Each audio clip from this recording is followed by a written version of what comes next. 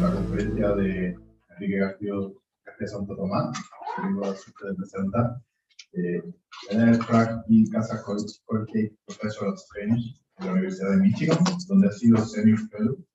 de la Michigan Society of Fellows y en el Institute for Humanities. En la actualidad es director del Medieval and Modern Studies Program y del programa de doctorado en el departamento de Es autor de La creación del Fénix, Edición crítica y formación canónica del teatro de Lope de Vega 2000, ganador del premio Leandro Fernández de Moratín para estudios teatrales en 2001. Espacio Urbano y Creación Literaria en el Madrid de Felipe IV, 2004, que recibió el premio de ensayo Villa de Madrid y el premio de investigación municipal Antonio Mauro, 2005. También autor de Modernidad bajo sospecha, Sala Parvadillo, la cultura material del siglo XVIII, de 2008. La musa retractada, literatura y óptica en la España del Barroco, 2014-2015, y de la versión inglesa de la University of Chicago Press, 2017. También ha publicado Signos Vitales, por creación e imagen en la narrativa Aurea, en 2020, y María de Talla y la imaginación crítica, en 2020. Es editor de los volúmenes El Teatro del Siglo de Oro ante los espacios de la crítica, Encuentros y Revisiones, 2002, Cervantismo Americano, 2005, Espacio Doméstico de Literatura Áurea, 2006, Materia Crítica, Formas de Ocio y de Cultura, la Cultura Áurea, 2009, y Science on Stage in Early Modern Spain, 2009. Ha preparado ediciones críticas de La Pizarría de Berizo y Arte Nuevo de Hacer Comedia, de Lope de Vega, La hija de Celestina, de Don Diego de Noche, de Alonso Jerónimo de Sala de Barbadillo, Don Gil de las Cartas Verdes, de Marco Arte Mayor, de Tirso de Molina, Día de Noche de Madrid, de Francisco Santos, y La traición y la amistad de María.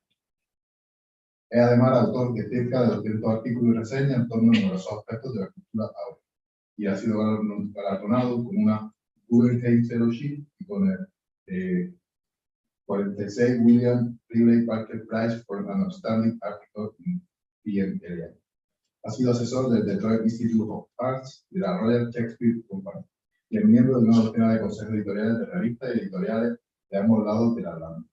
Ha sido profesor de la Brown University, Middlebury College Summer School y Queen's University. Investigador invitado en Harvard University y Stanford University. Muchas gracias. Gracias, Elfran, por la presentación y por ponerme en contacto con un grupo tan maravilloso del cual han salido grandes amistades, y especialmente a Luis por la invitación y la coordinación. Estoy encantado de estar aquí en Granada,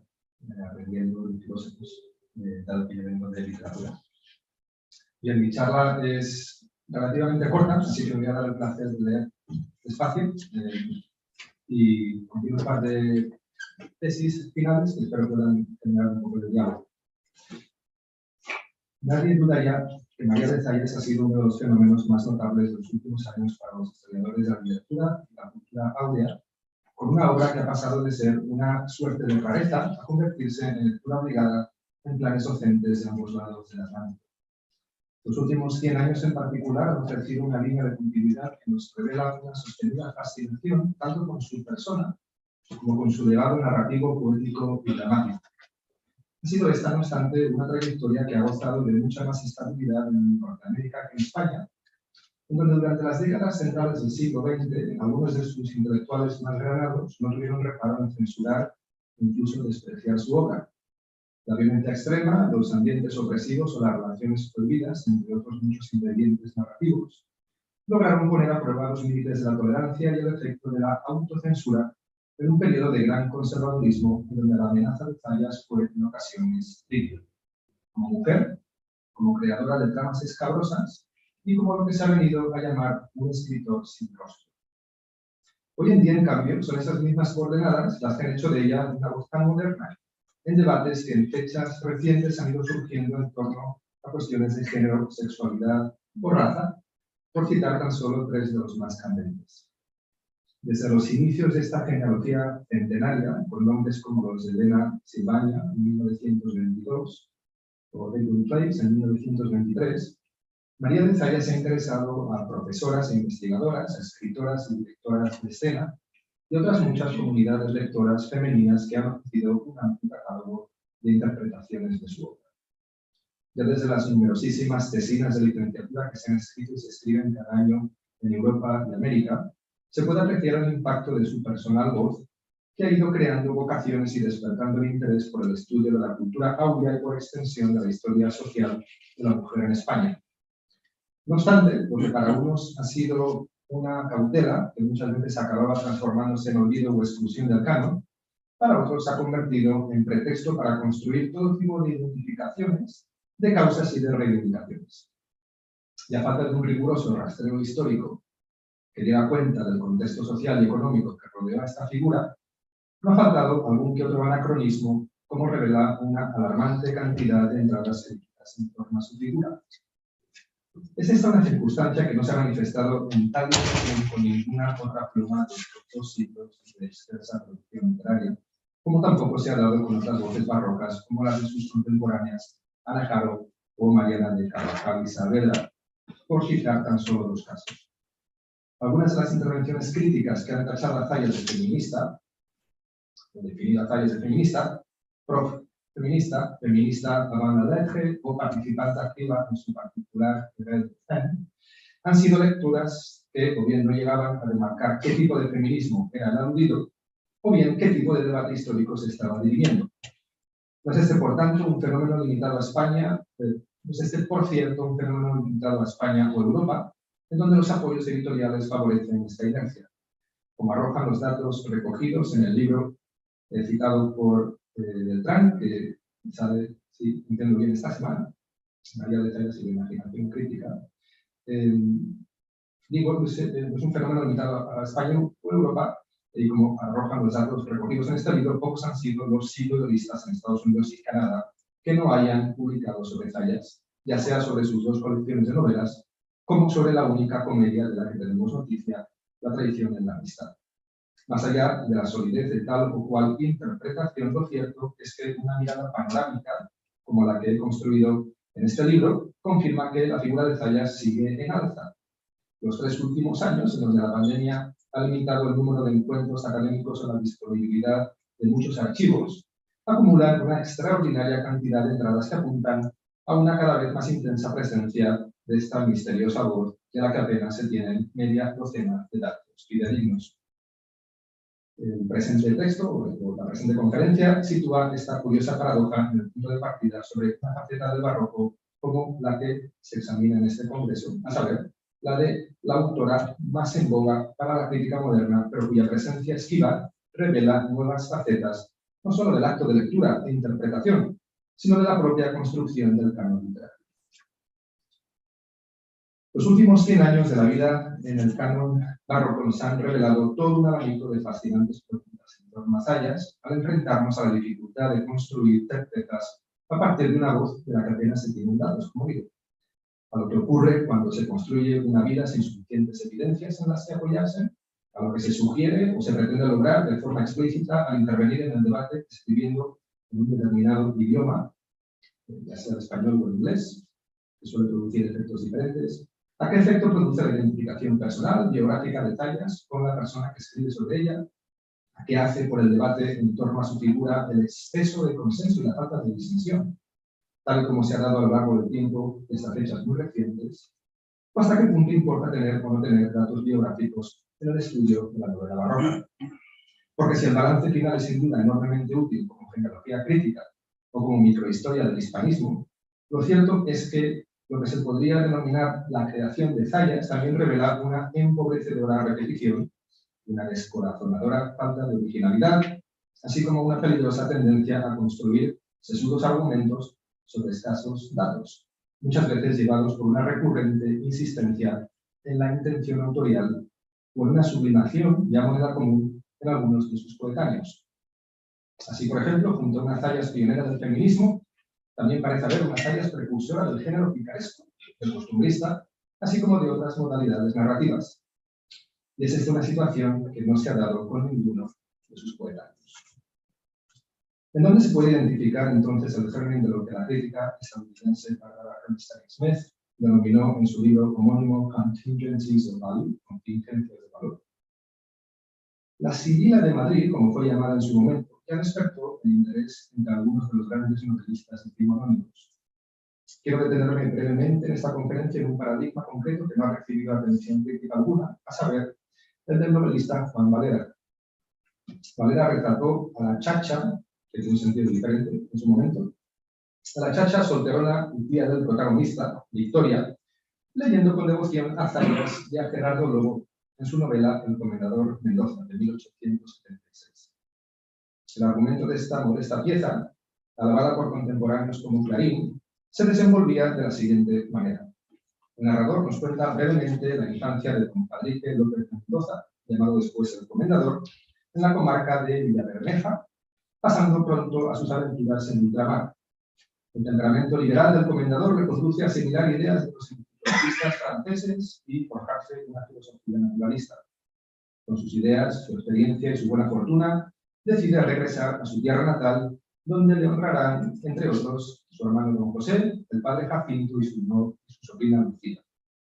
Clara, una amiga de Lucía, despierta en el Comendador un raro sentimiento,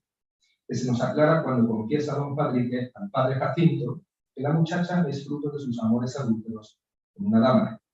Aquí radica la verdadera intriga, pues doña Blanca Roldán, la madre de Clara y esposa de don Valentín de Solís, a quien el Comendador había conocido en Lima, se halla ahora recluida en su orgullo y en su vida de piedad. Para reparar su secreta caída, ha obligado a su hija a casarse con don Casimiro, el más próximo pariente de su marido, a fin de que la fortuna de don Valentín se quede en la familia de Solís. Pero de Clara está enamorado de don Carlos de Atienza, estudiante de Derecho, al cual ella ama también secretamente. El Comendador, en su deseo de favorecer los amores de Carlos y Clara, se presenta de improviso en casa de doña Blanca, pero no consigue ningún resultado. Clara, entre tanto, ante los graves problemas que, si no entiende claramente, por lo menos intuye alrededor de su vida, decide hacerse monja. La inesperada revelación del secreto que la misma doña Blanca hace en un momento de imaginación mental durante la enfermedad que ha de llevarla a la sepultura, constituye la solución de la vida. Don Fadrique restituye a don Casimiro, mediante una artimaña,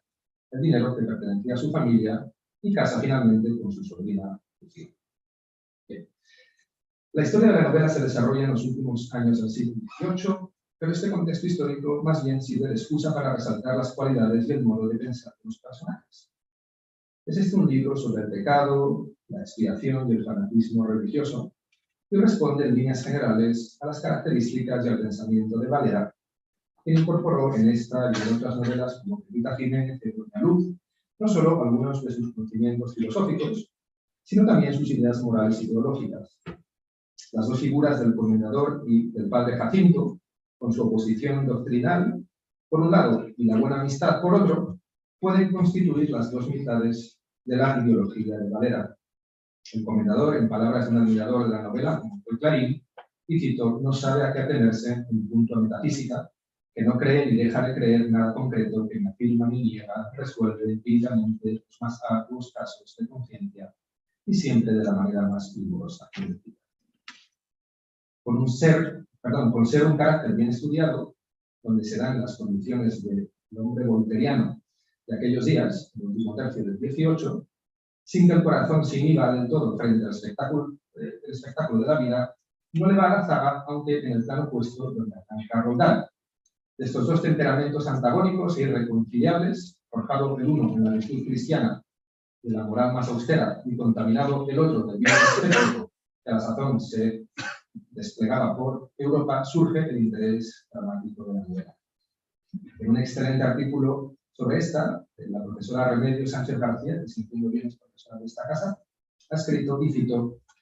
que Sócrates, Platón, el cristianismo, la escuela escolástica, Krauss, Hegel, Schelling, su deseo de búsqueda de la verdad, hace que Juan Valera no niegue nada, luego no era escéptico, y le lleva a buscarla en todas las escuelas filosóficas y a tomar de cada una aquello que mejor se ajusta a su forma de comprender lo que le interesa para construir los personajes de su novelística y los argumentos que las sustentaban. El Comendador, definido como ateo y volteriano, encarna el ideal de Valera de la defensa del libre albedrío de los individuos, un tema de radical importancia durante el XIX, resuelto desde una postura escolástica, afirmando que la voluntad humana es libre siempre que no entre en conflicto con el orden preestablecido por Dios.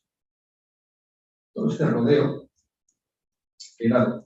viene a cuento de lo siguiente. Como contrapunto a esta mirada hacia afuera, la narración está condimentada con continuas referencias a ingenios del siglo de oro, como Vicente Espinel o el examen de ingenios de Juan Duarte de San Juan, cuyos nombres se dejan caer a modo de comparación en las diferentes conversaciones que se entablan. Lo más significativo, no obstante, es la mención a las dos tías o chachas que crían al comendador, Victoria y Ramoncica, definidas por su católica piedad y su profunda ignorancia. Huyendo del modelo áureo de las culturas latinoparlas que aparecen en piezas de Tirso López y Calderón, las dos mujeres apenas reciben una educación letrada, siendo confinadas a las tareas domésticas. En la deformación corporal y en la belleza de Ramoncica resuenan ecos de la Maritornes cervantina, mientras que en la relación amorosa llena de imposibles de Victoria, con un cadete que muere en Italia como los tercios que mueren en Flandes, Valera se acerca a la novela barroca. Así, Victoria, la más inquietante y curiosa de las dos, logra aprender a leer casi de corrido, nos dice Valera, a fuerza de deletrear, y aprende con María de Zayas y Gerardo Lobo. Liga así Valera el carácter jocoso, culterano y costumbrista del capitán Copler, que se conocía a Lobo, con el morbo de la violencia sexual de la madrileña, así como su verbosidad descontrolada frente al uso estratégico de la palabra en la figura del protagonista de la novela. Pero más importante aún es el hecho de que Valera prolonga, a través de esta breve pero reveladora mención de la madrileña, su desigual reputación. La lectura de Zayas que hace Valera no es ni mucho menos atípica. El desdén con que un crítico como Martín Fernández de Navarrete, en el siglo XIX, había escrito sobre la capacidad fabuladora de las mujeres, suscitó unos años más tarde la réplica de Emilia Pardo Bazán, quien, a pesar de sus simpatías por Zayas, excluyó de su selección algunas novelas por su mucha crudeza,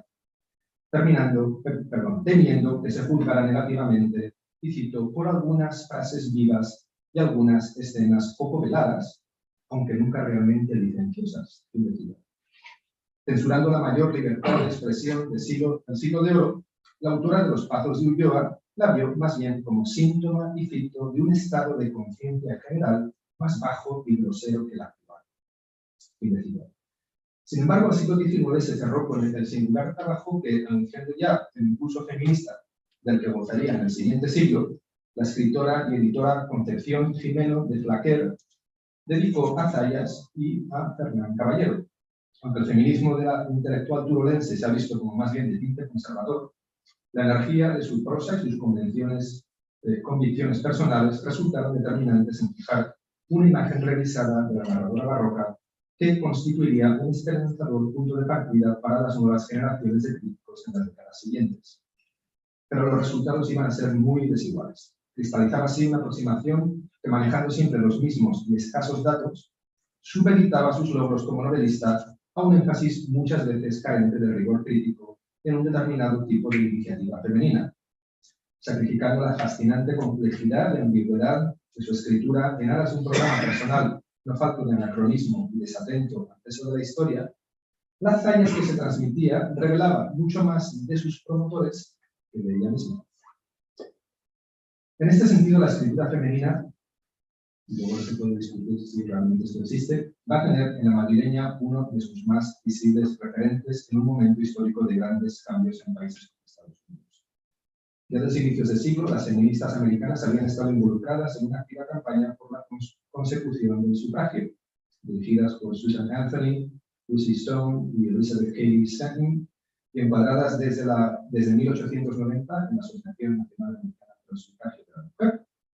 encaminaron sus esfuerzos a conseguir el voto en los diversos estados y a forzar un cambio en la Constitución. Finalmente, en 1919, el presidente Woodrow Wilson anunció personalmente su apoyo al sufragio femenino, quedando aprobada un año más tarde la 19ª enmienda a la Constitución que otorgaba el derecho de voto a las mujeres, proporcionando a activistas de todo tipo la destreza organizativa necesaria para dar un impulso a otras causas no menos importantes. Este contexto de grandes cambios para la mujer ve nacer en Estados Unidos algunas de las evaluaciones críticas más influyentes de su época,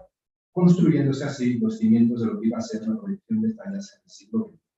XX. Y en cierto sentido, los inicios de la crítica feminista en Norteamérica. 1922, es decir, hace 100 años, hoy, es un año fundamental en la recuperación del legado de Zayas gracias al pionero estudio de la citada Elena Silvania titulado Doña María de Zayas y Sotomayor, A Contribution to the Study of Her Works, resultado de su tesis doctoral en Columbia University. El libro de Silvania, que abría camino a un selecto pero excelente grupo de hispanistas femeninas en Estados Unidos, que incluía nombres como los de Beatriz Clara Cornish, el doctor de Berkeley, Ruth Lee Kennedy, que fue una de las grandes especialistas en Tirso de Molina, o Willard King, que escribió los mejores libros hasta ahora quizás sobre academias literarias. En la década siguiente, constituiría uno de los primeros en abarcar de forma orgánica la narrativa de la madrileña. Era además un trabajo con una orientación muy clara. Y cito en traducción, que Doña María de Zayas fue una ardiente feminista que ha demostrado a través de sus historias. Y este rasgo lo he intentado desarrollar como especialmente interesante y significativo. Resultaba en este sentido de gran interés no solo el hecho de que una de las primeras hispanistas norteamericanas entendiera un reto crítico tan difícil y lleno de obstáculos en cuanto a la traducción recibida y en cuanto a la escasez de materiales existentes, sino también la prometedora circunstancia de tener a Zayas ya a las puertas de un nuevo canon literario que parecía ser de suficiente atractivo para un estudiante de doctorado. En otras palabras, tan importante era el contenido de este pequeño libro como el hecho de haber surgido de una tesis doctoral, la primera de las muchas que se iban a escribir en Estados Unidos en los 100 años siguientes. En última instancia, la pionera intervención de Silvania destacó por el minucioso análisis de dos de sus más conocidas novelas, a saber, El jardín engañoso y El castigo de la miseria, sentando las bases de una nueva óptica que iba a resultar de gran utilidad para críticos posteriores. Junto a Silvania, la década de los 20 arroja un saldo fascinante gracias a la publicación de varios trabajos pioneros, tanto de la prosa de la madrileña como de la novela barroca en general. Va a destacar en estos años el completo estudio de Edwin Place, titulado María de Zayas, An Outstanding Woman Short Story Writer of 17th Century Spain,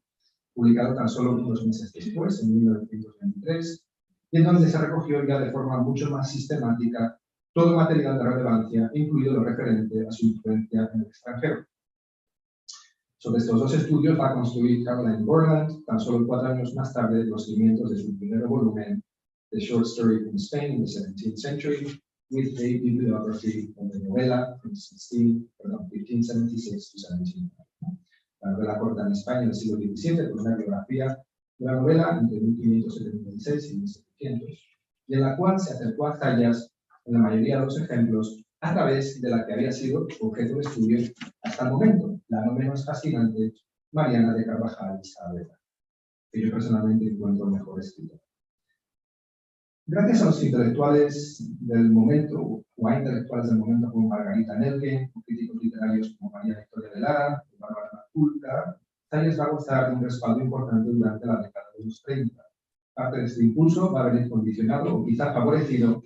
por algunas de las críticas más severas y públicas del momento, como será la del romanista Ludwig van der, para quien el realismo de la madrileña fue a todas luces, y cito, extraviado, porque con demasiada frecuencia le genera unas veces algo terrible y perverso, otras en obscena liviandad. El alemán tachó sus novelas de historias libertinas, el caso particular del Peregrino engañado, de obscena novela, y se preguntó acerca de su condición femenina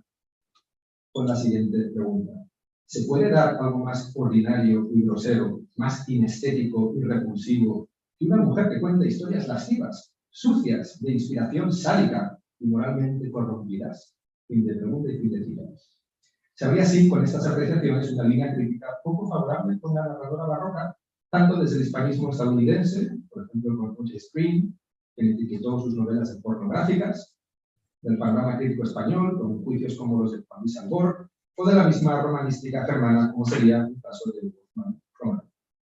No facilitó las cosas la censura y el conservadurismo pacato del franquismo en España, que derivó en un panorama crítico muy desigual con respecto al legado de Zayas, a quien en ocasiones se arrinconó junto a otras plumas no menos controvertidas como las de su contemporáneo Juan Pérez de Montalbán.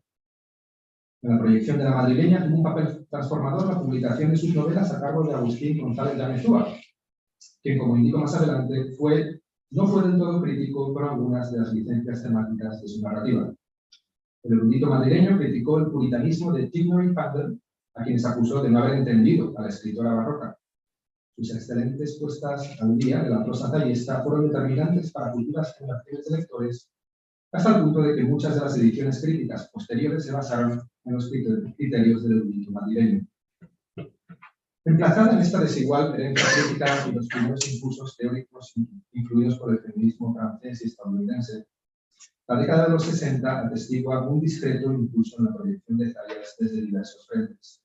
Por un lado, se intensifica su presencia editorial gracias a las primeras antologías del cuento barroco y alguna que otra traducción al inglés y al alemán. Por otra, desde las primeras adaptaciones para la televisión. Y por último, gracias al interés de un muy reducido número de críticos literarios que se adentran en algunos de los problemas más delicados, violencia, sexualidad, magia, tratados en su narrativa. No existe todavía un vocabulario crítico sobre su papel como mujer escritora, pero sí empieza ya a vislumbrarse un sostenido interés en subrayar sus intenciones personales gracias al juego de voces de sus dos colecciones de novelas. Quien verdaderamente abandona esta contención interpretativa es Juan Goytisolo, en 1972, al ofrecer una lectura muy moderna sobre una autora a la que ve como inequívocamente subversiva, elogiando todos aquellos aspectos que habían sido motivos de censura e incluso de duda y confusión en toda la tradición anterior. Es decir, lo que habían visto antes como pornográfico o escandaloso, Goytisolo lo define como moderno, especialmente en cuestiones de sexualidad, de violencia. Estamos ya ante una escritora plenamente actual, renovada y lista para ser proyectada a un nuevo Parnaso, gracias también al impulso de inercias recibidas desde las primeras reivindicaciones feministas, tanto desde España como desde el hispanismo anglosajón. La espina dorsal de este nuevo proceder de varias décadas de vida y que llega al presente, lo constituye un interés por renovar el canon literario mediante la introducción de nuevas voces femeninas como las de Zayas, cuya irrupción en el elenco del clásico, de los clásicos, va a abrir las puertas a otras muchas figuras y textos de interés. En este sentido, las Zayas de este último medio siglo ha generado un cuerpo de lecturas críticas que, visto en su conjunto, se revela como una detallada radiografía de lo que ha sido la evolución en España. En ella convergen, con una continuidad apenas vista en sus unidades del Parnaso áureo, la gran mayoría de las escuelas de pensamiento y tendencias interpretativas que han definido la crítica en Europa y Norteamérica, y en menor medida en otras áreas geográficas. No debe sorprender entonces que contemos hoy en día con un gran abanico de estudios en forma de libro o artículo, en forma de cuestiones formales, que tanto galvanizaron la narratología de los años 70 en conjunción con escuelas como la semiótica o el estructuralismo. En estos primeros años del posfranquismo en España van entonces a repetirse los análisis, ya desde trabajos como los de Sandra Foa o Alessandra Meloni, sobre caracterización, estructura, escenario y marco narrativo, y en donde se detecta la influencia de figuras como Emile Denis o Gerard Benet. Comienzan también a darse más abiertamente las defensas de un feminismo apenas teorizado en la narradora barroca, recuperada muchas veces en el vacío, desprovista de una necesaria contextualización histórica o incluso literaria, como un caso único. Van a predominar en esta fase inicial los estudios que la señalan como adalid de la articulación de la violencia contra la mujer y de la reivindicación de la educación femenina. Sin embargo, poco a poco empezarán a matizarse muchas de estas afirmaciones en el retrato de una escritora mucho más ambigua de lo defendido anteriormente, sobre la cual no solo se revisan los objetivos de su crítica al hombre o al patriarcado, sino también el peso de su obra, en su obra de su posición social acomodada. Esta Zayas se comienza a examinar como parte de una comunidad femenina que se va gradualmente recuperando gracias a estudios sobre la imprenta y su público lector, al hallazgo de piezas inéditas de otras plumas hermanas y al examen iniciado por Alicia, Viera y otros de la proyección de la madrileña en la literatura europea. Empiezan a darse avances importantes también en el estudio de su única comedia conocida, La Traición en la Amistad, al tiempo que se amplía el catálogo de perspectivas críticas en torno a sus novelas y poesía. A partir de los años 80 se intensifican los estudios que apuntan a una suerte de crítica social en su obra narrativa contrastada, por ejemplo, con manuales de comportamiento o tratados médicos que para algunos aluden de modo simbólico al cuerpo político.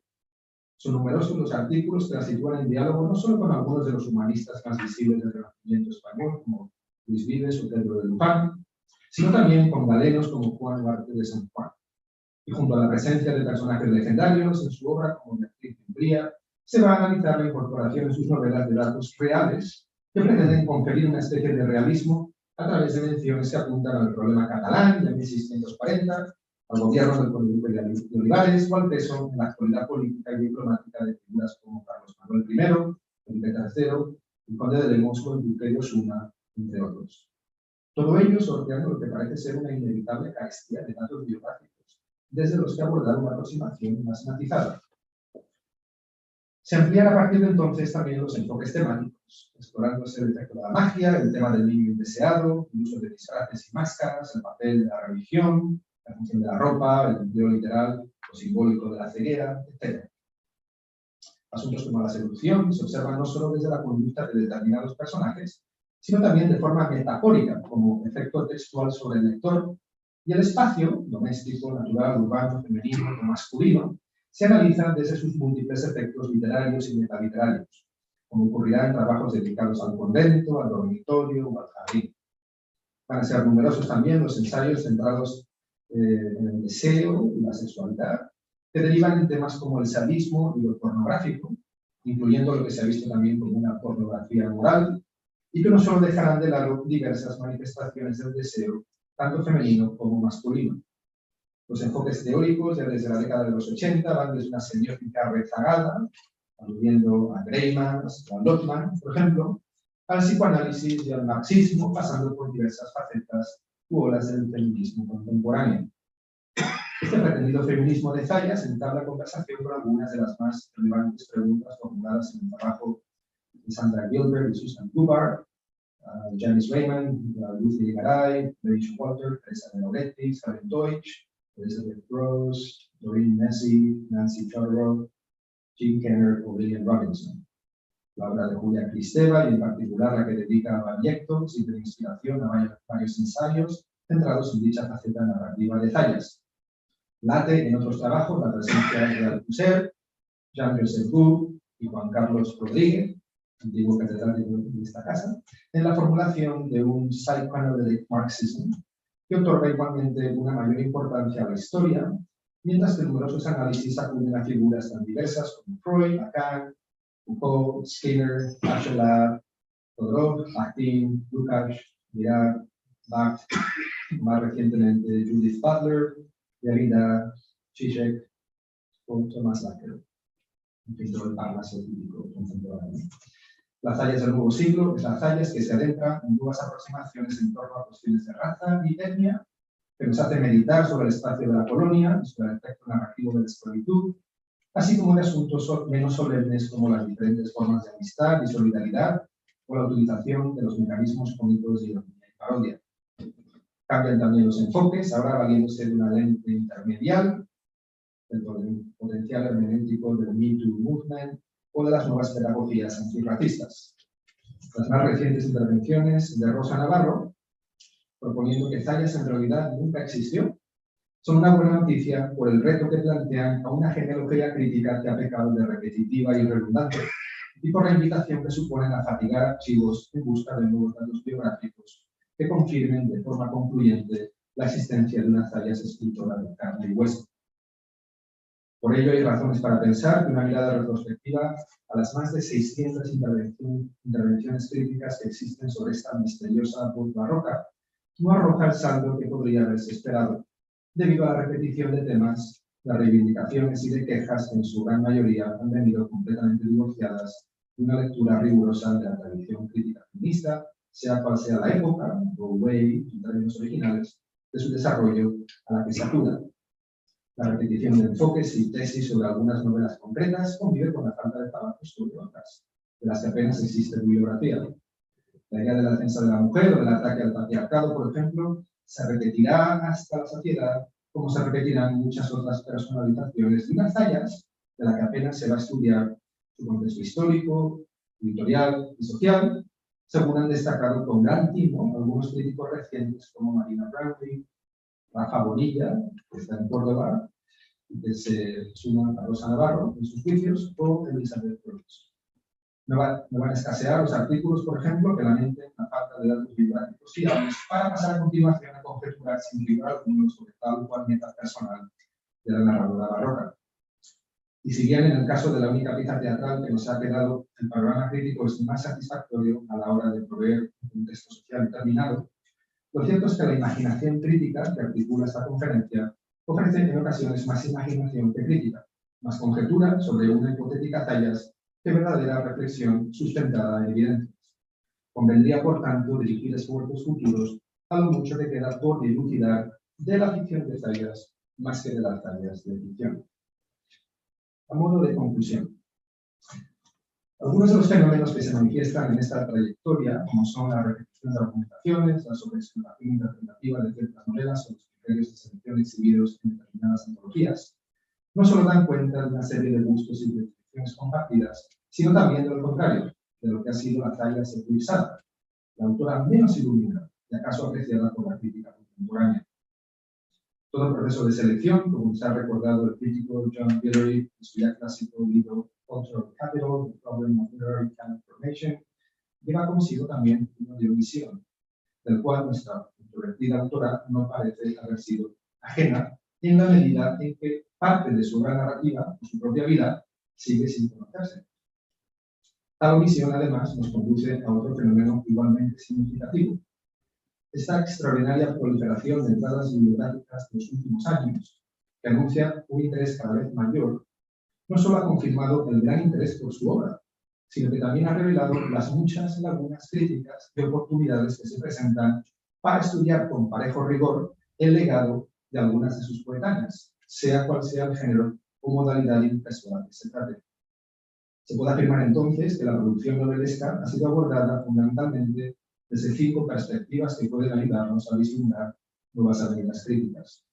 En primer lugar, ya desde sus inicios, uno de los modos interpretativos más constantes ha sido el del análisis temático, que se ha centrado en cuestiones como la sexualidad, la creación del espacio doméstico, la violencia corporal y verbal, el uso de la magia o la representación de pasatiempos cortesanos, entre otros muchos asuntos ya identificados en las páginas iniciales de esta conferencia. Paralelamente, han sido no menos frecuente una segunda aproximación colindante, a saber, la que ha visto en Zayas un motivo para reflexionar sobre la existencia o no de un anhelo protofeminista en la cultura barroca, que en años recientes ha sido matizado e incluso cuestionado a la luz de los escasos datos biográficos e históricos de los que disponemos, tanto por la ambigüedad resultante de ciertos mecanismos narrativos en ambas colecciones.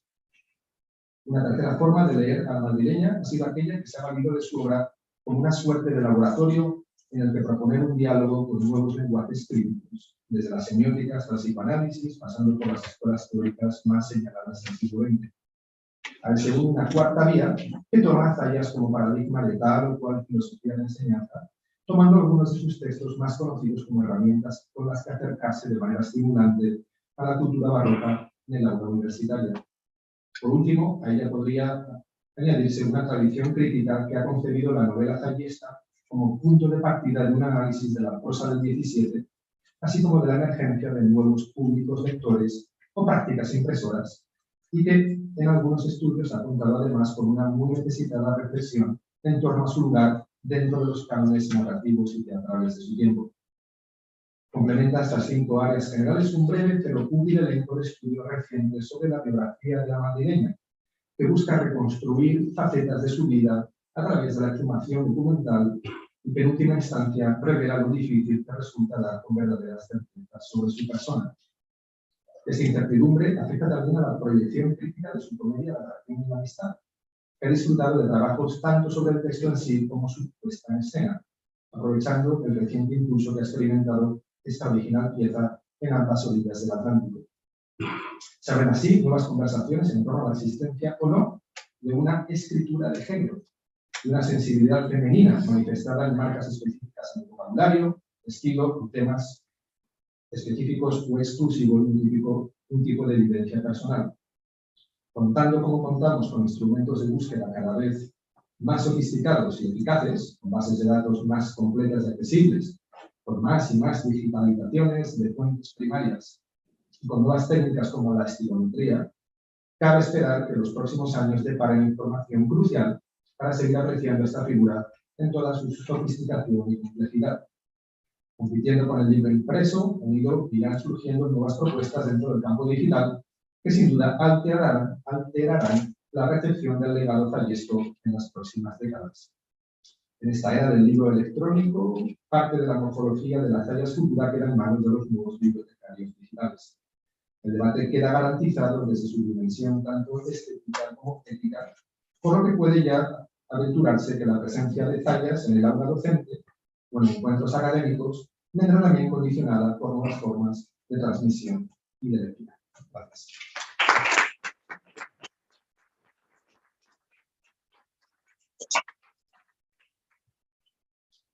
Gracias, Enrique. Abrimos un turno de debate.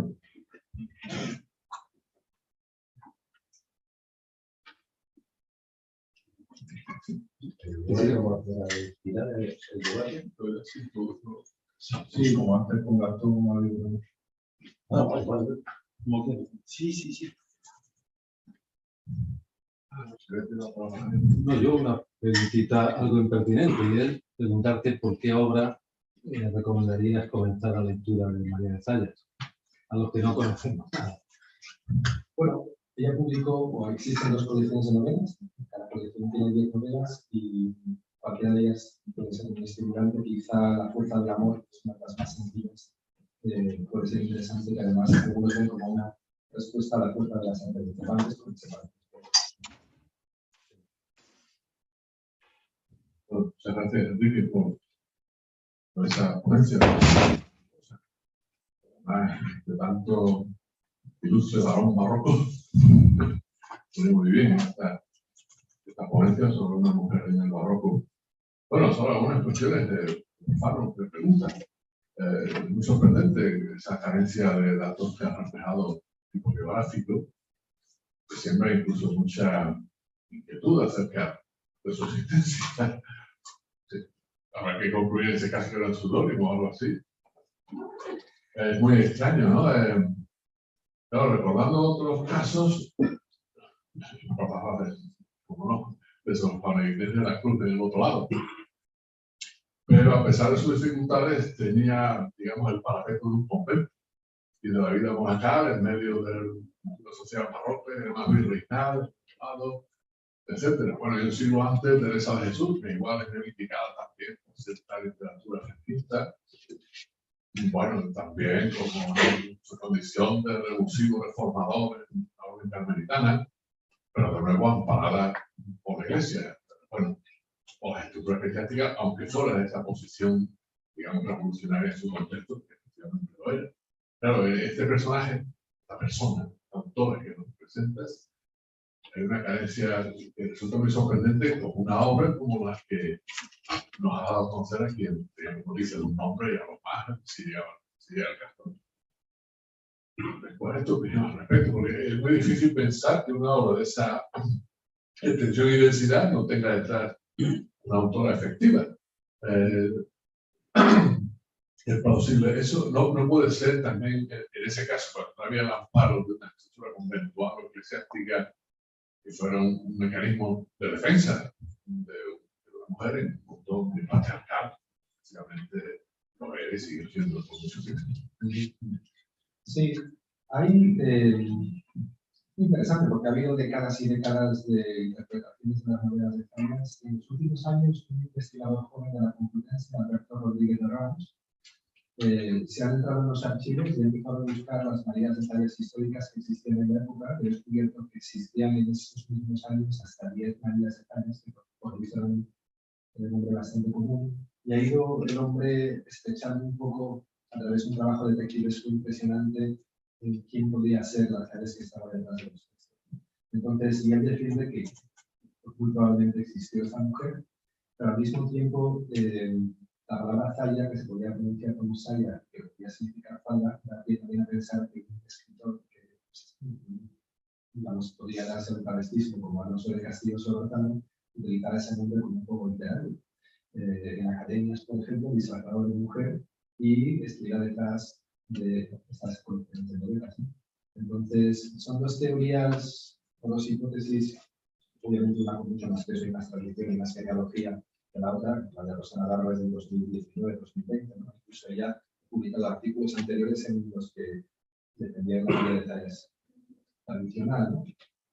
Pero parece que la tesis de Rosana Navarro está ganando adeptos, es muy importante en el campo, por lo cual estamos en este momento en un estado un poco de incertidumbre sin saber realmente si existió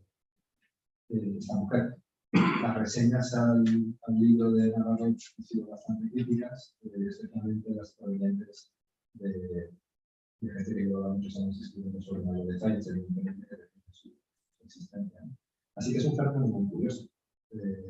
porque realmente creemos que sabemos quién puede estar detrás de esta María de Tallas histórica, que estaba conectada con los seguidores comunes por razones familiares, que viajó a Nápoles y que estudió sobre Nápoles, pero al mismo tiempo podría ser simplemente también un poco. De todas maneras, aunque no existiera esa figura biográfica con su biografía de María Tallas, la obra tiene su valor. Claro, Femenino y feminista. claro, es una obra muy interesante. Algunas de las obras las encuentro demasiado largas y complicadas para lo que tiene que contar. Es una novelista quizá menos formada y menos solvente que algunos de sus contemporáneos, pero otras obras son excelentes, ¿no? Pero es interesante por el debate que plantea sobre la existencia de lo que se entiende como escritura femenina, ¿no? En un momento en que ambos conceptos de escritura y de lo femenino están siendo cuestionados en todos los ámbitos sociales, políticos, culturales. Entonces, quienes han defendido que existen marcas de feminidad en la escritura de Tallas, pues obviamente están ahora enfrentándose a un desafío crítico que a lo mejor es una nueva forma de ver la literatura, ¿no?